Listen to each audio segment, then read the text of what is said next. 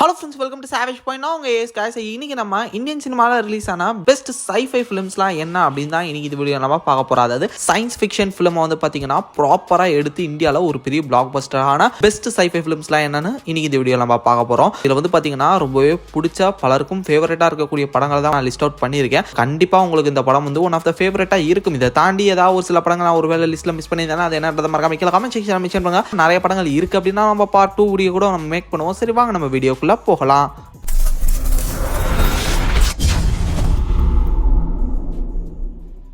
ஒன்பதாவது இருக்கிறது பிளாக். இந்த படம் இப்போ ரீசெண்டாக தான் ரிலீஸ் ஆயிருந்தது. இதில் நம்ம ஜீவா அண்ட் பிரியா பவானி சங்கர் இவங்க 2 பேரும் நடிச்சிருப்பாங்க. இது வந்து பார்த்தீங்கன்னா ஒரு multiversal concept, like parallel universe அந்த மாதிரியான ஒரு கான்செப்ட் வந்து பார்த்தீங்கன்னா இதில் வந்து யூஸ் பண்ணியிருப்பாங்க. ஒரு த்ரில்லர் ஜானர் தான். ஃபர்ஸ்ட் ஆஃப் ஆல் பயங்கர த்ரில்லிங்காக தான் போகும். படம் மூவா தான் இந்த சைஃபை மேட்டர்லாம் இந்த படத்தில் வந்து சின்ன ஒரு எஷன்ஸ் மாதிரி ஆட் பண்ணியிருப்பாங்க. ஓவராலாக இந்த படத்தில் அந்த ஒரு ஸ்க்ரீன் பிளே இந்த ஒரு விஷயத்தை வச்சு சூப்பராகவே நகர்த்தி இருப்பாங்க. பட் தியரிட்டிக்கலி அந்த ஒரு கான்செப்ட் சரியாக சொல்லிட்டாங்களான்னு பார்த்தீங்கன்னா நிறைய கொஸ்டின் மார்க்ஸோட தான் படத்திலே அதை விட்டுட்டாங்க. இதன் காரணமாக தான் இந்த ஒரு லிஸ்ட்ல வந்து பாத்தீங்கன்னா லாஸ்ட் பொசிஷன்ல இந்த படத்தை வச்சிருக்கோம்.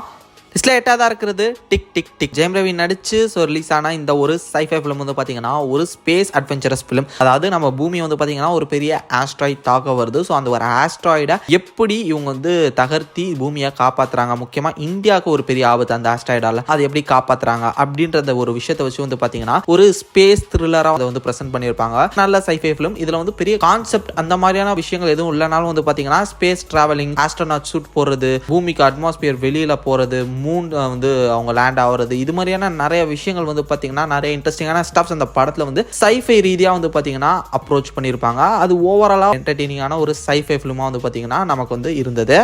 7ஆவதா இருக்கிறது கல்கி. இது வந்து ஒரு மித்திக்கல் சப்ஜெக்ட் ஃபிலிம் ஆச்சு. இது வந்து கடவுள் இந்த மாதிரியான ஒரு சப்ஜெக்ட், சாமி சப்ஜெக்ட் வச்சு போறதாச்சு. இதுல எங்க போற சைஃபை அப்படின்னு கேட்டீங்கன்னா அவங்க இப்ப இருக்கக்கூடிய அந்த காலகட்டம் இருக்குல்ல, ஸோ அது வந்து ஒரு ஃபியூச்சரிஸ்டிக்கான ஒரு வேர்ல்டுன்ற மாதிரி காமிச்சிருப்பாங்க. அதில் இருக்கக்கூடிய கேஜெட்ஸ், அவங்க யூஸ் பண்ணக்கூடிய டெக்னாலஜி யூனிட்ஸ், இது மாதிரி பல விஷயங்கள் ஹோல் ஃபிலிம் வந்து பார்த்தீங்கன்னா ஒரு சைஃபை ஃபிலிமாவும் தான் வந்து ப்ரொஜெக்ட் பண்ணியிருப்பாங்க. மேபி மித்தாலஜி வந்து இந்த படத்தில் வந்து ஒரு சின்ன சின்ன பார்ட்ல வந்திருந்தாலும் ஓவராலாக இந்த படம் வந்து பார்த்தீங்கன்னா ஒரு பெஸ்ட் சைஃபை ஃபிலிமா தான் என்ன பார்க்க முடிஞ்சது. மேபி கல்கி 2 நீங்க நினைக்கிற மாதிரி ஃபுல் மித்தாலஜிக்கல் ஃபோக்கஸா போலாம். பட் இந்த படம் வந்து பாத்தீங்கன்னா ஒரு பெஸ்ட் சைஃபை ஃபிலிம்னே நான் சொல்லுவேன். அந்த ஒரு ஃபிக்ஷனல் வேர்ல்ட் வந்து பாத்தீங்கன்னா சூப்பரா பில்ட் பண்ணி நம்மள அந்த ஒரு வேர்ல்டுக்குள்ள கூட்டு போயிட்டு வந்திருப்பாங்க.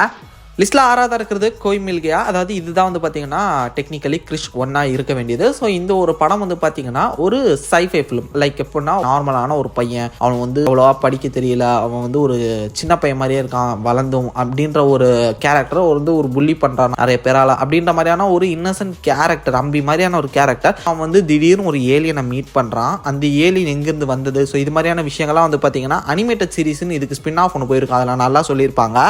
பட் படத்தில் இந்த ஏலியன் வந்து மீட் பண்ணிருப்பாங்க. ஸோ இந்த ஏலியன் வந்து இவருக்கு பவர்ஸ் கொடுத்துருக்கோம். அந்த பவர்ஸ் வச்சு இவர் வந்து அவங்களோட ஸ்கூல் புல்லிஸ், அவங்களோட ஸ்கூல்ல இருக்கவங்க கூடியவங்கலாம் எப்படி இருக்கிறாரு, அந்த மாதிரி கொஞ்சம் செம ஜாலியா ஃபன்னா கொண்டு போயிருப்பாங்க. தென் எண்டில் அந்த ஏலியன் எப்படி மறுபடியும் அனுப்பிச்சாங்க, அது மாதிரியான ஒரு அட்வென்ச்சர்ஸா அது வந்து போயிருக்கும். ஃபன் டோனான ஒரு ரைடு தான். சின்ன பசங்களாம் பார்த்து என்ஜாய் பண்ற மாதிரியான ஒரு சூப்பர் படம். அதை வந்து ஸ்பேஸ் ஏலியன் அந்த மாதிரி சொல்லிட்டு சூப்பர் பவர்ஸ் அப்படிலாம் சொல்லிட்டு ஒரு சைஃபை விஷயத்தை இந்த ஒரு படத்துல புகுத்தி நல்ல என்ஜாயபிளான ஒரு ஃபிலிமா வந்து பாத்தீங்கன்னா கோய் மில் கயா இருந்திருக்கும்.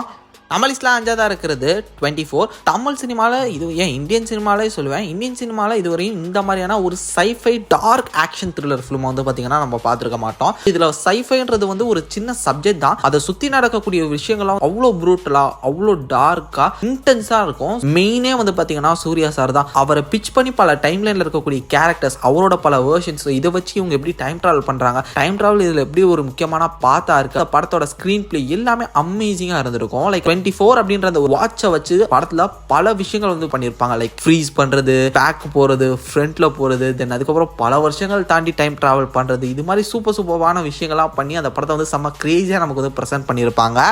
லிஸ்ட்ல 4ஆவதா இருக்கிறது ராவன். ஸோ இந்த ஒரு படம் வந்து பார்த்தீங்கன்னா லைக் இந்த கேமிங் வேர்ல்டை ஃபோக்கஸ் பண்ணி சூப்பராக எடுத்திருப்பாங்க. அந்த டைம்ல எல்லாராலையும் வந்து பெருசாக கொண்டாடப்படாத ஒரு படமாகவே போயிடுச்சுன்னு தான் நான் நினைக்கிறேன். ஓரளவு அதுக்கு வந்து ஒரு நல்ல பாசிட்டிவ் ரெஸ்பான்ஸ் கிடைச்சது. பட் IMDb இது மாதிரியான பல விஷயங்கள், பல ரிவ்யூஸ் மூலமா இன்னும் இந்த படம் வந்து பெருசாக போகல. One of the amazing sci-fi film அப்படின்னே சொல்லுவேன். ஒரு டெவலப்பர் ஒரு கேம் உருவாக்குறாரு. அது வந்து ஒரு ரியலிஸ்டிக் கேமா, இப்போ எப்படி VR பாக்ஸ் இந்த மாதிரியான கேம்லாம் இருக்கு, அது மாதிரி ஒரு ரியலிஸ்டிக் கேமா இருக்கணும்னு சொல்லிட்டு ட்ரை பண்றாரு. பட் அந்த ரியலிஸ்டிக் கேம் எப்படி அந்த ஒரு கேமை விட்டு வெளியே வந்து இந்த ஒரு வேர்ல்டை டேக் ஓவர் பண்ற அளவுக்கு ஒரு பெரிய பிரச்சனைக்குள்ள போகுது. அந்த கேமுக்குள்ள இருக்கக்கூடிய ப்ரோட்டகனிஸ்ட் அண்ட் ஆன்டகனிஸ்ட் இவங்களுக்கு ரியல் லைஃப்ல நடக்கக்கூடிய வாரை பேஸ் பண்ணி சூப்பரா வந்து பாத்தீங்கன்னா அந்த படத்தை பிரசென்ட் பண்ணியிருப்பாங்க.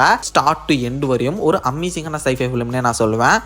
லிஸ்ட்டில் 3ஆவதாக இருக்கிறது எந்திரன். ஸோ கண்டிப்பாக தமிழ் சினிமா மட்டும் இல்லை, இந்தியன் சினிமாவில் one of the most important scifi ஃபிலிம்னா அது எந்திரன் கண்டிப்பாக இருக்கும். ஏன்னா ஒரு பெரிய பட்ஜெட் படம், ஒரு பிரம்மாண்ட படம்ன்றதை தாண்டி அந்த எடுத்துருக்கக்கூடிய கான்செப்ட் லைக் ஒரு ஹியூமனாய்ட் ரோபோட்டை ஒரு ப்ரொஃபஸர் கிரியேட் பண்ணுறாரு. ஸோ அந்த ரோபோ என்ன பண்ணுது அப்படின்றத வச்ச ஹோல் ஃபிலிம். இதில் வந்து பார்த்தீங்கன்னா அந்த ரோபோக்கு ஒரு லவ் வருது. ஸோ அந்த லவ், அந்த ரோபோ அண்ட் அந்த ஓனர், ஸோ இவங்களுக்குள்ள நடக்கக்கூடிய அந்த ஒரு ட்ரையாங்கல் ஈகோ கிளாஷ், இதெல்லாமே சயின்ஸ் ஃபிக்ஷனுக்குள்ள புகுந்து ஸ்க்ரீன் பிளே பண்ணியிருப்பாரு. Overall one of best sci-fi film and one of the best entertaining filmமும் கூட. இதன் காரணமா டெஃபினட்டா இந்தியால one of the best sci-fi filmsல என்னைக்குமே எந்திரன் இருக்கும்.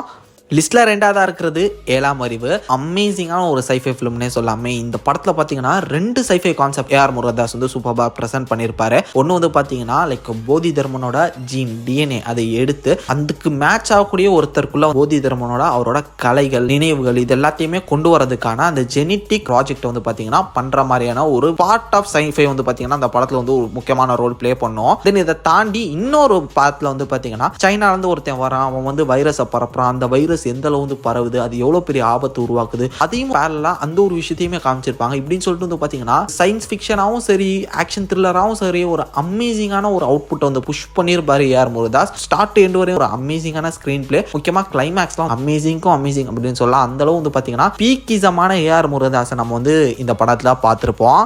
ஸோ ஃபைனலி நம்ம லிஸ்ட்டில் நம்பர் 1 பொசிஷனில் இருக்கிறது இன்று நேற்று நாளை. என்ன ப்ரோ இன்று நேற்று நாளை போய் ஃபர்ஸ்ட் பொசிஷனில் வச்சுருக்கீங்க, எவ்வளோ பெரிய பெரிய படங்கள்லாம் பின்னாடி வச்சுட்டு அப்படின்னு கேட்டிங்கன்னா, இப்போ எனக்கு வந்து ஒரு டேரக்டர் ஆகணும் அப்படின்னு சொல்லிட்டு எனக்கு பர்சனலாக ஒரு ஆசை இருக்குது. நான் ஒரு ரைட்டராக ஆகணும், எனக்கு டேரக்டர் ஆகணும், படம் எடுக்கணும் அப்படின்லாம் ஒரு ஆசை இருக்குது. பட் இந்த மாதிரியான சப்ஜெக்ட்லாம் வந்து மைண்டில் கதையாக யோசிக்கும் போது இதுக்கெல்லாம் காசு தேவைப்படுங்க, இதெல்லாம் எப்படிங்க அச்சீவ் பண்ண முடியும் அப்படின்னு சொல்லிட்டு நினைக்கிறோம்ல. அதை நினைக்காம ஒரு நியூ டேரக்டர் அவரோட ஃபர்ஸ்ட் ஃபிலிமில் ஒரு சைஃபை கான்செப்டை எல்லாருக்கும் அடிப்பட்ட மக்கள் வரை இந்த ஒரு சைஃபை, இந்த ஒரு தியரி டைம் டிராவல்னா என்னன்றத ஃபன்னா புரியுற மாதிரி அவங்களுக்கு வந்து பாத்தீங்கன்னா என்டர்டெய்னிங்கா வந்து பிரசன்ட் பண்ணியிருக்காருல, அது டெஃபினட்டா ஹேட்ஸ் ஆஃப் அவருக்கு. இதனாலே வந்து பாத்தீங்கன்னா இந்த படம் எனக்கு வந்து ஒன் ஆஃப் த ஃபேவரட். இது வந்து ரீவாட்சபிள் ஒர்த்துன்னு சொல்லுவேன். இது நான் எத்தனை தடவை பார்த்துருப்பேன்னு எனக்கே தெரியாது. பெஸ்ட் ஸ்டடி பர்பஸ்ன்னு சொல்லுவேன். அதாவது ஹாலிவுட்ல இருக்கக்கூடிய ஒரு ஜானர், ஒரு கான்செப்ட், அதை நம்ம ஆளுங்களுக்கு எந்த அளவு அவங்களுக்கு புரியுற மாதிரி பிடிக்கிற மாதிரி நம்மளால எடுக்க முடியும் அப்படின்னு சொல்லிட்டு இந்த படத்துல நான் நிறைய விஷயங்கள் கத்துக்கிட்டேன். ஸோ அந்த அளவு வந்து பாத்தீங்கன்னா சூப்பரா படத்தை வந்து டைரக்ட் பண்ணியிருப்பாரு. ஒரு லோ பட்ஜெட்ல ஒரு சைஃபை ஃபிலிமா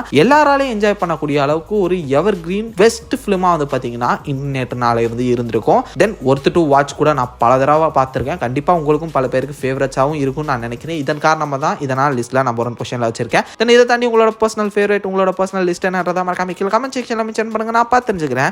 சரி ஓகே ஃப்ரெண்ட்ஸ், இதே மாதிரி தொடர்ந்து நிறைய இன்ட்ரெஸ்டிங்கான வீடியோஸ் பார்க்கறதுக்கு மறக்காம நம்ம சாவிச் பஞ்ச் சேனலை சப்ஸ்கிரைப் பண்ணி அந்த பெல் ஐகானை பிரஸ் பண்ணிக்கோங்க. அடுத்த ஒரு இன்ட்ரெஸ்டிங்கான வீடியோல நாளைக்கு உங்களை மீட் பண்றது வரையும் tata bye bye, take care from A Square.